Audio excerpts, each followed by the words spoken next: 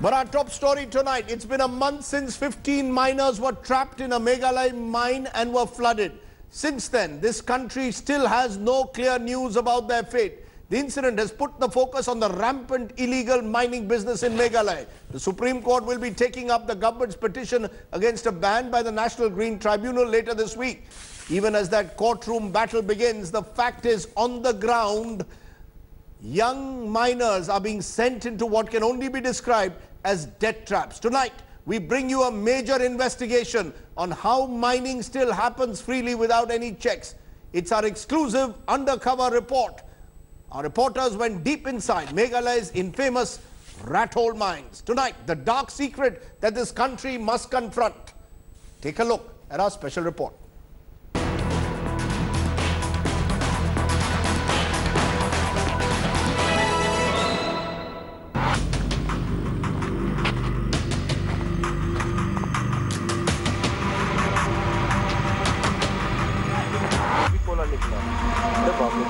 A treacherous descent. India Today's investigative team explores the lethal world of Meghalaya's rat hole mines.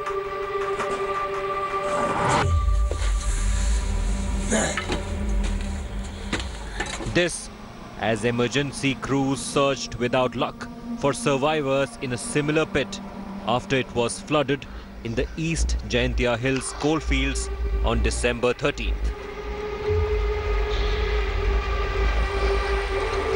We slither into a tunnel dug out of a mountain, a rat hole mine, named because of its narrow openings.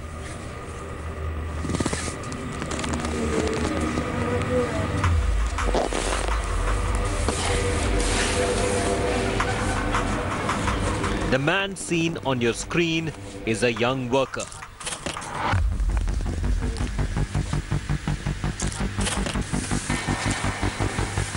We have decided not to identify him to keep him safe from the local coal mafia.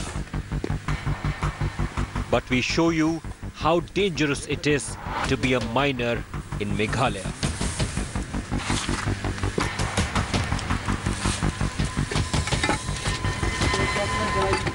Workers like him claw through 3-foot-high shafts like this every day, risking injury or even death for a living. No safety gear, not even a helmet. Coated in layers of coal dust. The miner explains, his voice muffled by the earth.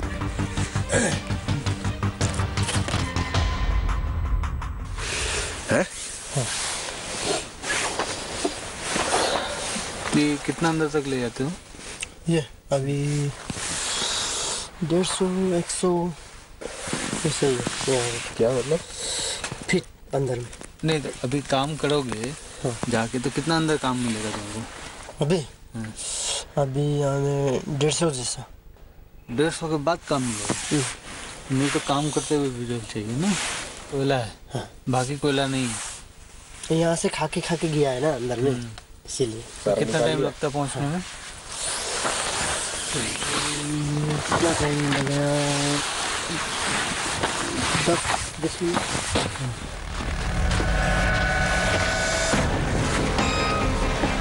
Ten minutes seem much longer than that.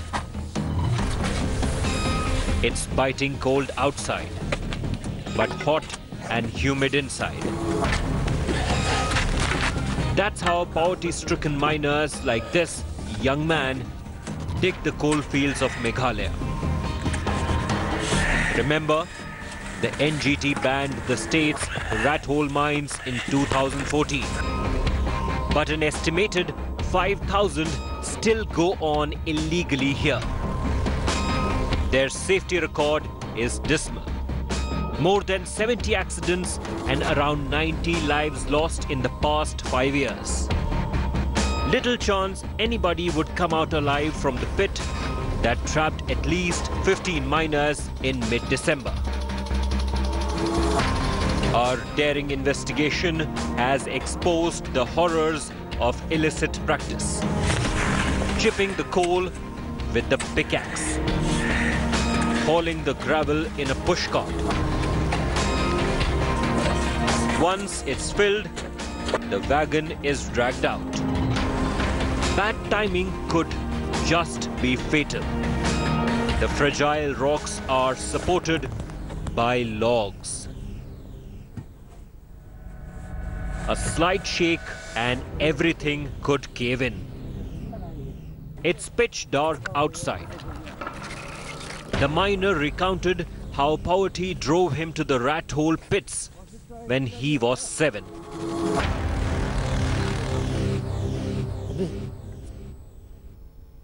क्या गए थे यहाँ पर?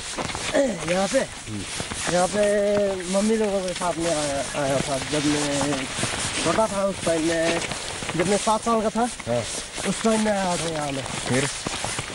फिर क्या हुआ, यहाँ में आके जब मेरा हम लोग गांव में गए थे, बस्ती में क्या हुआ कि वहाँ में पापा गुजर गए। अच्छा। तो फिर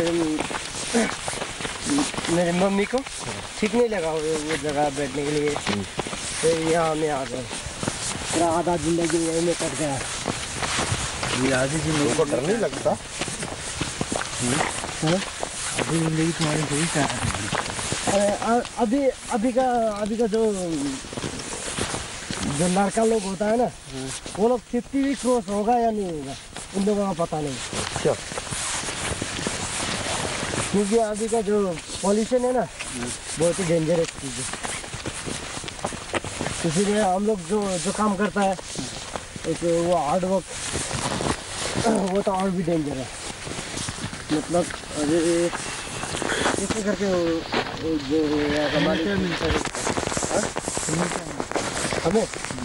हमें जितना निकला है उतना मिलता है। कैसे? मतलब एक बॉक्स का अभी 2200 रुपया है। 2200 में से एक बॉक्स निकला तो 2200 रुपया मिलता है। यहाँ पे अभी एक बॉक्स 2 आदमी मेरा भाई है। तो तुम्हें कितना टाइम हो गया करते हुए? ये करते हुए मेरा अभी 14 से 15 साल हो गया। मतलब अभी 15 साल में स्टार्टिंग हो गया। तुम्हारी उम्र क्या है? मेरा 23।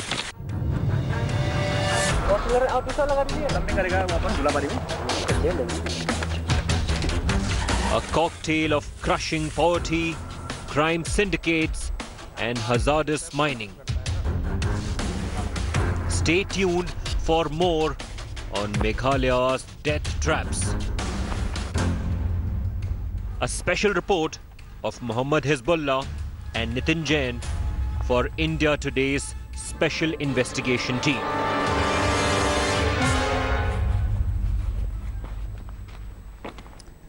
What you saw there, shocking as it is just the tip of the iceberg, my friends. Our reporters caught owners of illegal mines on camera explaining how their business thrives with the help of the authorities. Here is part 2 of that exclusive that rips apart the nexus that is responsible for illegal mining.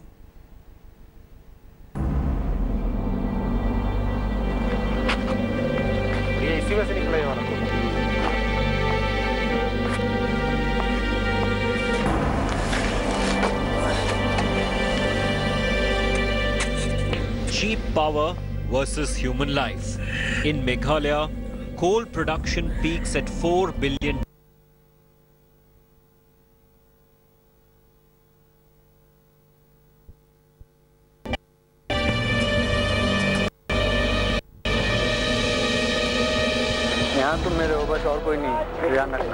The flip side, thousands of mines operate illegally in the northeastern state, employing poverty-stricken workers, risking their lives to dig hundreds of feet underground.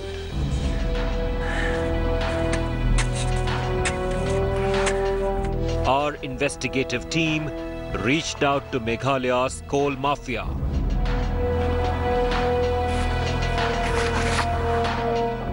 This is Kune Lamare, the owner of an illicit coalfield in the state.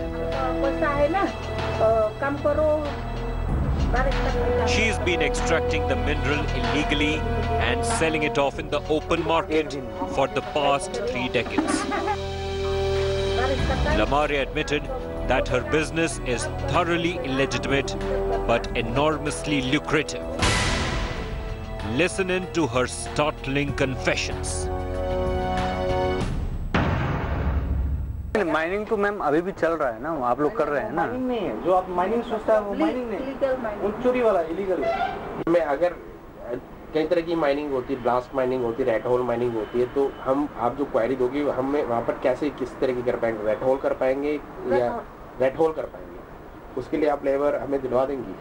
अभी भी labour है, काम चल रहा है। आप जाके देख सकते। लेकिन अब पैसा कोई लाभ मिलेगा, जमकर में स्टॉक करने पड़ेगा, उसका वीकली प्रोडक्शन में डिपेंड करेगा। अच्छा। अब तो पैसा है ना, काम करो, बारिश का टाइम स्टॉक करेगा, जब खोलेगा धूमधाम गाड़ी भेज देगा, हम तो सिस्टम करता है। अच्छा। धूमधाम में लोडिंग का गाड़ी भेज करो, 4-5 बड़ा चक्का ना, और जंगल भी तंग करेगा, माल आया स्टॉक भी नहीं रखेगा, रात दिन में हम ऐसा करते हैं। अच्छा, आप ऐसे करते हैं। तो पुलिस भी नहीं देखेगा, पब्लिक भी नहीं देखेगा। एक बड़ा चक्का में 40 टन 38 टन मिलेगा, 5 जो माल आया खत्म धूमधाम। A coalfield owner in Meghalaya owns up illegal mining in the state. That too in Jayantia Hills, where 15 miners are feared dead in a flooded pit.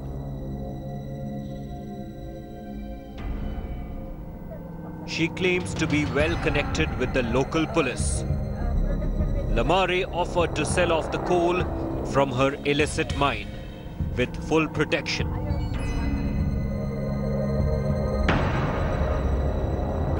मतलब you will act as a protectionist for us. She'll protect you. हाँ। मतलब कोई ऐसा तो नहीं है कि वहाँ लोकल हम लोगों को दिक्कत करेगा या कोई पुलिस दिक्कत करेगा, वो हम जानना चाह रहे थे। हमारा माल वहाँ से यहाँ आ जाएगा ना। हाँ। तो बाद में तो जैसा हम क्या आया ना, हम अभी छोड़े आया, जब लाइन क्लियर हो गया आया, लाइन क्लियर नहीं हमारा गाड़ी रास्ता अभी खराब, तो लाइन क्लियर कौन देता? Police. I have so many big officers, police officers in my house, but I cannot mention you that because we are not in the way of legal part, no? Yeah. 2000 मिला, 80,000 कभी-कभी 1 लाख करी। एक दिन में? पैसा 1 लाख 80,000 पर ट्रक। पर truck? एक दिन में कितने ट्रक लाते हैं आप? तो ऐसा कभी-कभी रास्ता क्लियर तो 5-6। An illegal mine operator revealed it all. For them, rat hole mining may yield rupees 1 lakh per truck, no matter how many lives are put at stake.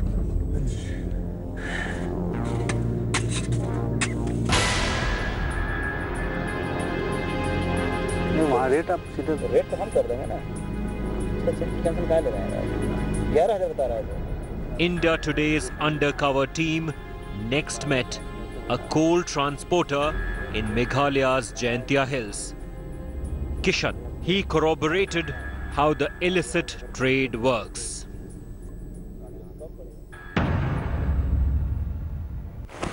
Illegal काम है। अच्छा। यहाँ लिमिट काम नहीं है, ठीक है। अच्छा।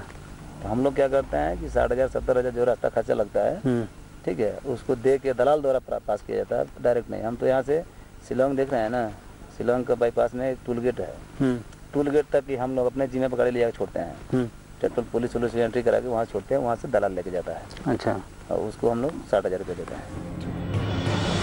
A sad commentary on Meghalaya's weak enforcement on illegal coal mining. Report by Mohammed Hizbullah and Nitin Jain for India Today's Special Investigation Team.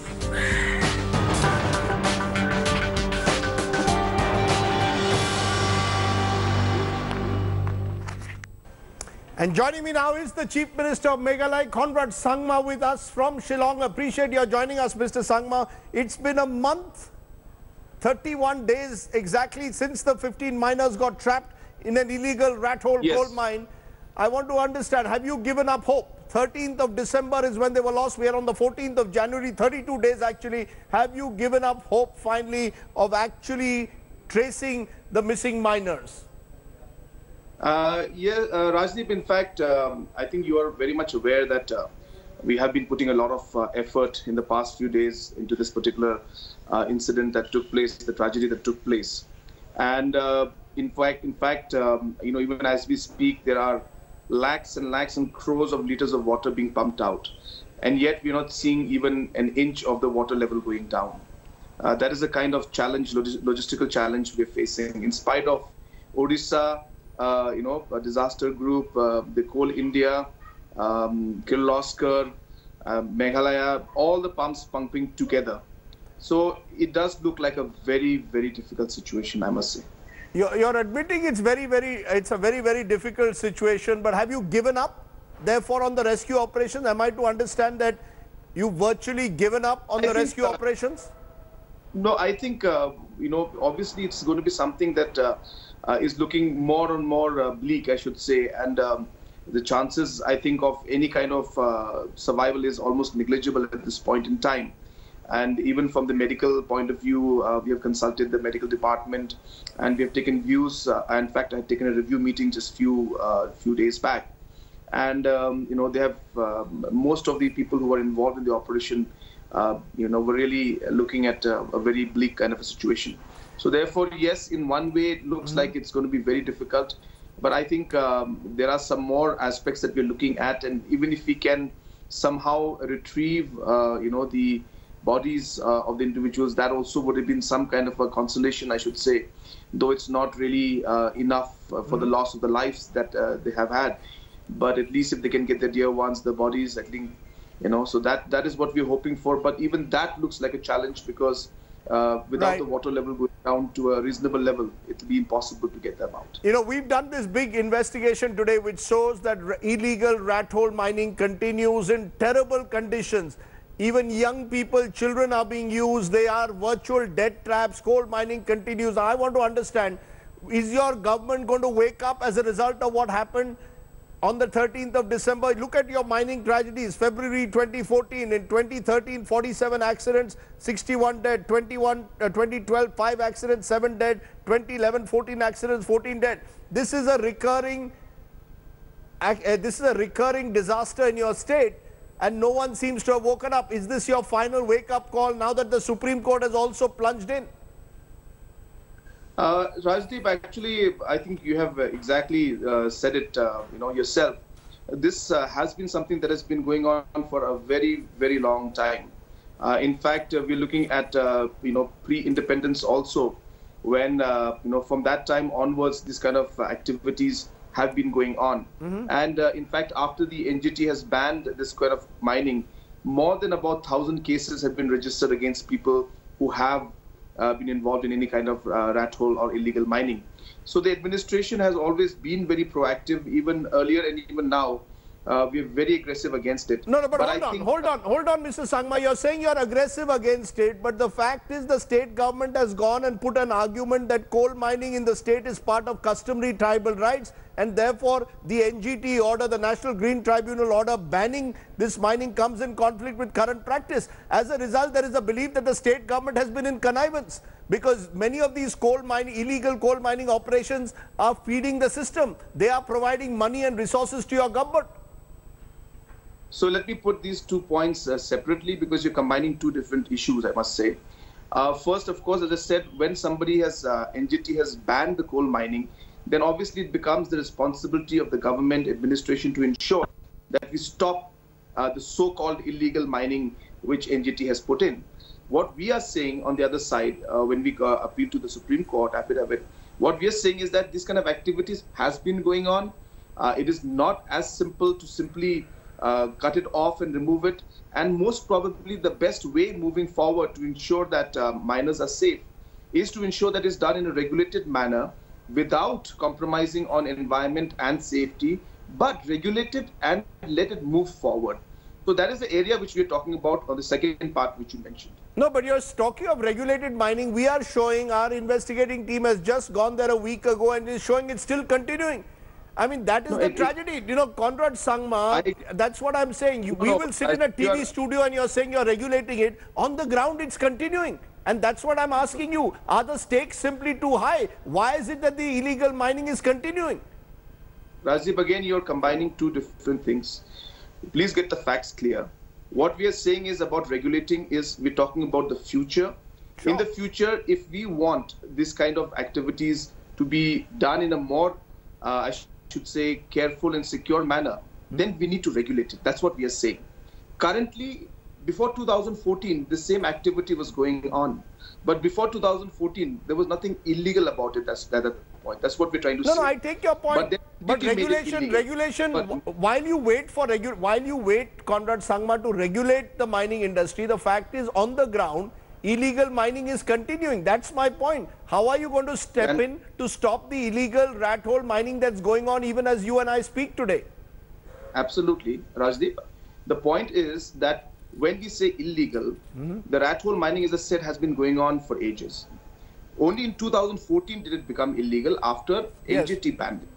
So now, after that happened, the government and administration, keeping in mind that these things are illegal based on the NGT ban, as I said, there have been continuous cases where we go and we do, inquiry, we conduct raids. We have done, as I said, 1,000 cases of illegal mining activity have been registered against different people. So the administration was very active in ensuring that it stopped. And but you must appreciate, again, as I said, it's a massive scale. There are a lot of things happening throughout the region. It's not as simple to say simply we press a button and it stops. I wish we could do that. No, I take but then there are situations where, say suppose something is going on, we get information, people go there. These are practical things I'm telling you. So the police go there, and before they go, no, but there's a belief that the police. So you deny that the local police is hand in glove. You deny reports that the local law enforcement agencies are hand in glove because your case is coming up for hearing again in the Supreme Court on January 18. The court has already pulled you up. 100 crores fine has been imposed on your government for failure to curb illegal mining. What are you going to tell the Supreme Court? Are you telling me that the law enforcement agencies are not hand in glove with some of these illegal coal mining operations? No. I don't think we can conclude in that line. I think these activities, as I said, are going on. It is difficult. I think one must appreciate even now as we speak. I think if you remember when I spoke to you last time regarding the incident that took place, I told you that this is such a logistical challenge that I don't know even after we move this how we'll get the pumps there and how we will get the water out. You see, understanding that this is 45 kilometers inside the jungle.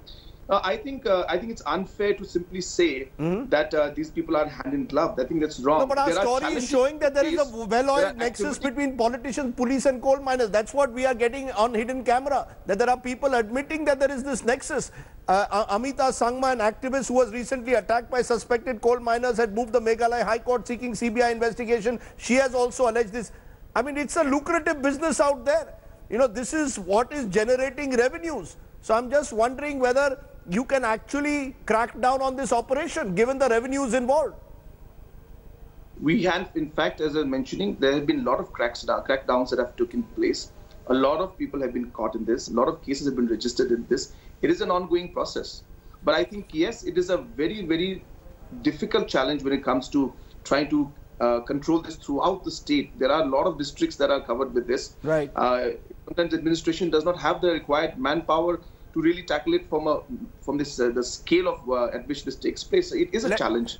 There is no doubt about it. But I think it's wrong to conclude that because it's a logistical challenge and because it's physically difficult to stop everything, that there is some kind of a hand-in-glove thing going on. I think that would be incorrect. Okay, so I think what we say is more importantly what we're trying to say now. And I think this is the point since our government came in about 9 months back. We have been trying to push. And my logic in this whole thing is that I think it'll be impossible for us to just simply say that we just stop everything and ban everything. This is a livelihood of the people for many, many decades. Sir, livelihood cannot be at the cost of innocent lives. Livelihood cannot be at the cost of human lives. Therefore, what is the way forward? That let's balance the safety, ecology, and economy. And we can do it by making it legal, but regulate it. Making it legal, but having the safety standards. And making it legal, but ensuring that the environment things are...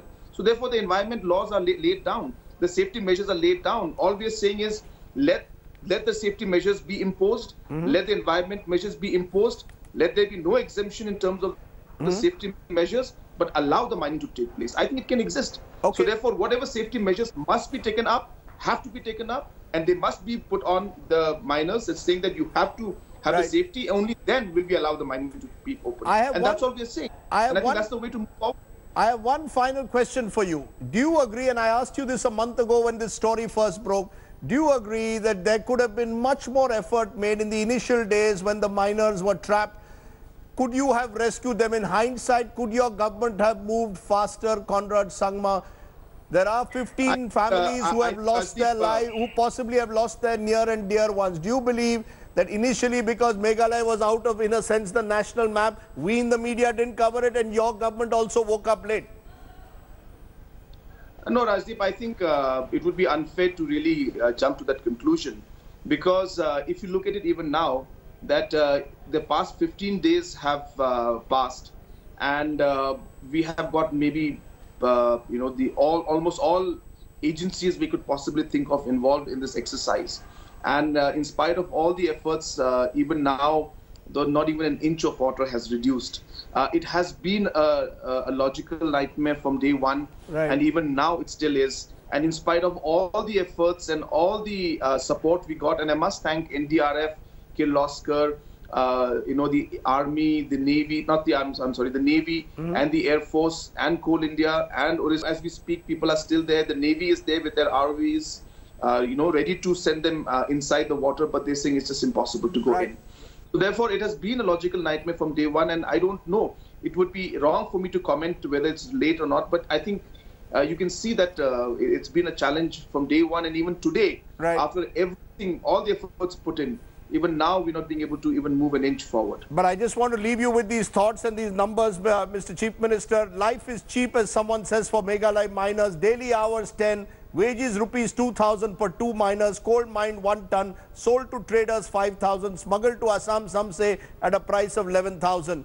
Somewhere, Mr. Chief Minister, I just hope and pray that human life is not so cheap, and that we don't have a repeat of what we've just seen over the last month. Yeah, I think I appreciate your points, and this has exactly been the concern that I have had. And even earlier, even before I came in as Chief Minister, as Member of Parliament, I have raised this issue a number of times. And the reason is exactly why you're saying it, that it is important to ensure that safe mining, safety of the miners is always there. And we can only achieve it, as I said, only by regulating it and by ensuring the safety measures are put in, and not by just simply saying that everything is blocked, everything is banned.